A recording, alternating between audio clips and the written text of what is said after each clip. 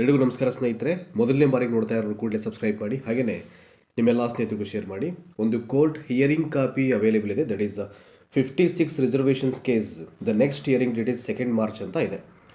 So actual ಆಗಿ ಇವತ್ತಿತ್ತು ಅನ್ಸುತ್ತೆ ಅದು ಕೇಸು 12ನೇ ತಾರೀಕು. ಏನಾದರೂ ಒಂದು ಫೇವರ್ ಆಗಿ ಜಡ್ಜ್ಮೆಂಟ್ ಪಾಸ್ ಆಗ್ಬೋದಕ್ಕೆ ಸಂಬಂಧಪಟ್ಟ ಹಾಗೆ. ಸೊ ಅಪ್ಕಮಿಂಗ್ ರಿಕ್ರೂಟ್ಮೆಂಟ್ಸ್ಗೆ ಅಥವಾ ರಿಕ್ರೂಟ್ಮೆಂಟ್ ನೋಟಿಫಿಕೇಷನ್ಗೆ ಯಾವುದೇ ಸಮಸ್ಯೆ ಇಲ್ಲ ಅನ್ನೋ ರೀತಿಯಲ್ಲಿ ಸೊ ತುಂಬ ಜನ ಭಾವಿಸ್ಕೊಂಡಿದ್ರು ಇವತ್ತು ಒಂದು ಫೇವರೇಬಲ್ ಜಡ್ಜ್ಮೆಂಟ್ ಪಾಸ್ ಆಗುತ್ತೆ ಕೋರ್ಟ್ಕಡೆಯಿಂದ ಅಂತ ಅಂದ್ಬಿಟ್ಟು. ಆ್ಯಂಡ್ ಅಗೇನ್ ಇವತ್ತು ಸೊ ಈ ಒಂದು ಹಿಯರಿಂಗ್ ಕೇಸ್ ಡೇಟ್ ಏನಿದೆ ಅದು ನೆಕ್ಸ್ಟ್ 2 ಮಾರ್ಚ್ಗೆ ಮತ್ತೆ ಮುಂದೆ ಹೋಗಿದೆ. ಸೊ ನಿನ್ನೆಯಷ್ಟೇ ಏನು ಹೇಳಿದರು, ಮೊನ್ನೆ ಒಂದು ಪ್ರೆಸ್ ಮೀಟಲ್ಲಿ ಅಥವಾ ಸುದ್ದಿಗಾರರ ಜೊತೆ ಮಾತಾಡಬೇಕಾದ್ರೆ ಮಧು ಬಂಗಾರಪ್ಪನವರು ನೆಕ್ಸ್ಟ್ ಜೂನ್ 1ನೇ ತಾರೀಕು ಒಳಗಡೆ ಶಿಕ್ಷಕರ ನೇಮಕಾತಿಯ ಎಲ್ಲ ಪ್ರಕ್ರಿಯೆಗಳನ್ನು ಪೂರ್ಣ ಮಾಡಿಬಿಟ್ಟು ಸೊ ನೆಕ್ಸ್ಟ್ ಅವರೆಲ್ಲ ಆಯಾ ಶಾಲೆಗಳಿಗೆ ಟೀಚರ್ಸ್ ಆಗಿ ಕೆಲಸ ಮಾಡಲಿಕ್ಕೆ ಸೊ ನಾವು ಖಂಡಿತವಾಗ್ಲೂ ಅವ್ರನ್ನ ಪ್ರೊವೈಡ್ ಮಾಡ್ತೀವಿ ಅಂತ ಹೇಳಿದರು.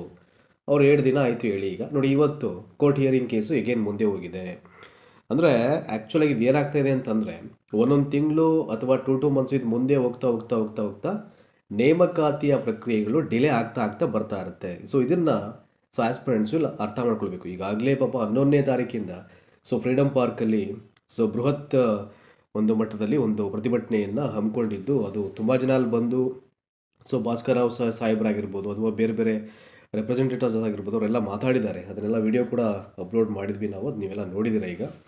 ಆ್ಯಂಡ್ ಈಗ ಸೊ ಇದು ಮತ್ತೊಂದು ಡಿಸಪಾಯಿಂಟ್ಮೆಂಟ್ಗೆ ಇದೊಂದು ಕೋರ್ಟ್ ಹಿಯರಿಂಗ್ ಕಾಪಿ ಏನು ಇದು ಬಂದಿದೆ ಈಗ, ಅದು ಮತ್ತೆ ಈ ಅಭ್ಯರ್ಥಿಗಳಿಗೆಲ್ಲ ನಿರಾಶೆಯನ್ನು ಉಂಟು ಮಾಡಿದೆ. ಸೊ ಏನು ಬಂದಿದೆ ನೋಡೋಣ, ಹೇಳ್ಬಿಡ್ತೀನಿ ನಾನು ಕ್ವಿಕ್ಕಾಗಿ.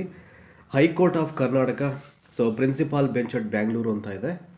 ಸೊ ನೋಡೋಣ ಒಂದು ಕಡೆಯಿಂದ ಇಲ್ಲಿ ನೋಡಿ, ಇಲ್ಲಿ ಸೊ ಡೈಲಿ ಸ್ಟೇಟಸ್ ಅಂತ ಇದೆ. Principal bench in at Bangalore in the court of chief justice CM ಪುನಚ, case number WP 02004448/2025.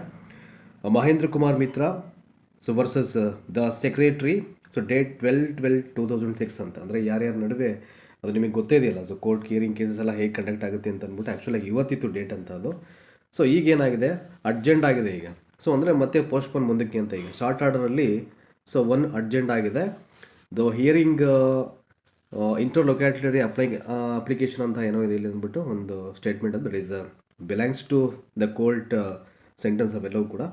Next hearing date ಬಂದ್ಬಿಟ್ಟು ಇಲ್ಲಿ 2/3/2026 ನೋಡಿ, ನೋಡ್ಕೊಳ್ಳಿ ಇಲ್ಲಿ 2/3/2026. ಸೊ ಲಾಸ್ಟ್ 1 ಅವರಿಂದ ಎಲ್ಲ ಕಡೆ ವೈರಲ್ ಆಗ್ತಾ ಇದೆ. ಇದು ಒಂದು ಕಾಪಿ ಏನು ಅವೈಲೇಬಲ್ ಇದೆ ಅದು. That is chief justice CM Poonacha ಅಂತ ಇಲ್ಲಿದೆ, ಇಲ್ಲಿ ಬಂದಿರತಕ್ಕಂಥದ್ದು ಇದು ಕೋರ್ಟ್ ಕಾಪಿ ಇದು.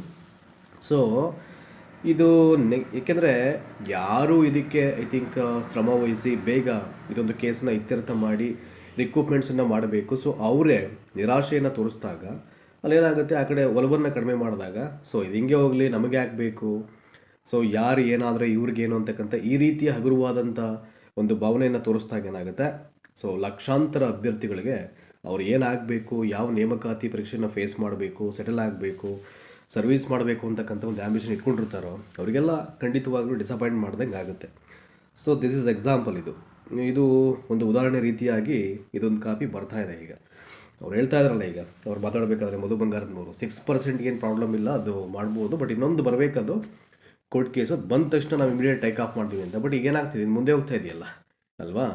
ಹಾಗಾಗಿ ಈಗ ನೆಕ್ಸ್ಟು ಇನ್ ಕೇಸ್ ಮುಂದೆ ಹೋಗ್ಬಿಟ್ರೆ ಇನ್ಯಾವಾಗ ಟೇಕ್ ಆಫ್ ಮಾಡೋದು, ಪ್ರಕ್ರಿಯೆಗಳು ಆರಂಭ ಆಗೋದು ಹೇಗೆ? Not only one department, so almost entire ಸ್ಟೇಟಲ್ಲಿ ಹಲವಾರು ಇಲಾಖೆಗಳಿಂದ, ವಿವಿಧ ಇಲಾಖೆಗಳಿಂದ ನಿಯರ್ಲಿ 3 lakhs ಆಫ್ ಪೋಸ್ಟು ಇಲ್ಲಿ ಸಮಸ್ಯೆ ಇರುವಂಥದ್ದು. ಅಂದರೆ ಹುದ್ದೆಗಳ ಭರ್ತಿಗೋಸ್ಕರ ಇರತಕ್ಕಂಥ ಪೋಸ್ಟ್ ಅವೆಲ್ಲವೂ ಕೂಡ ಅದು ಹಾಗೇ ಇದೆ ಇನ್ನೂ ಕೂಡ. ಇದು ಈ ರಾಜ್ಯದ ದುರಂತ ಇದು.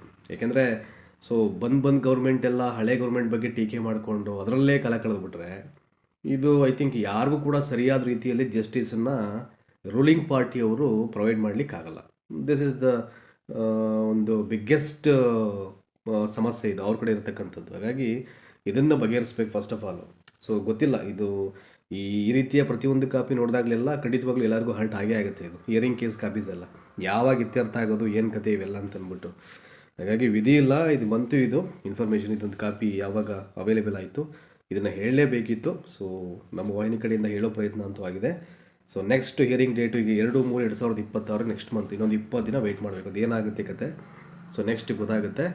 ಅಟ್ಲೀಸ್ಟ್ ಈ ಪ್ರತಿ ಸಲ ಈಗ ಬರ್ತಕ್ಕಂಥ ಈ ಕಾಪೀಸ್ ನೋಡಿದಾಗ ಎಲ್ಲರೂ ಬೇಗ ಇತ್ಯರ್ಥ ಆಗಿಬಿಡಲಿ, ಕೊಟ್ಟಿರ್ತಕ್ಕಂಥ ಡೇಟ್ಗಾದರೂ ಇದ್ರ ಕತೆ ಮುಗಿಲಿ, ಇದೊಂದು ನಾಂದಿ ಆಗಲಿ, ರಿಕ್ರೂಟ್ಮೆಂಟ್ ಪ್ರಾಸೆಸ್ ಸ್ಟಾರ್ಟ್ ಆಗಿಬಿಡಲಿ, ಮೊದಲು ನೋಟಿಫಿಕೇಷನ್ ಮಾಡಲಿ. ಇದನ್ನೇ ತುಂಬ ಜನ ಲಕ್ಷಾಂತರ ಅಭ್ಯರ್ಥಿಗಳು ಅದನ್ನು ನಿರೀಕ್ಷೆ ಮಾಡ್ತಾ ಇರ್ತಾರೆ, ಬಯಸ್ತಾ ಇರ್ತಾರೆ ಕೂಡ. ಬಟ್ ಅದು ಯಾವುದೂ ಸಕಾಲಕ್ಕೆ ಆಗದೆ ಇರೋದು, ಸೊ ಏನಾಗಬೇಕು ಅಂತ ಅಂದ್ಕೊಂಡಿದ್ರೋ ಅವ್ರಿಗೆಲ್ಲ ನಿರಾಸೆಯನ್ನು ಮಾಡ್ದಂಗೆ ಆಗ್ತಾ ಇದೆ. ಸೊ ಧನ್ಯವಾದ ಈ ಒಂದು ಸಂಕ್ಷಿಪ್ತವಾದ ಒಂದು ವಿಡಿಯೋನ ವಾಚ್ ಮಾಡೋದಕ್ಕೆ.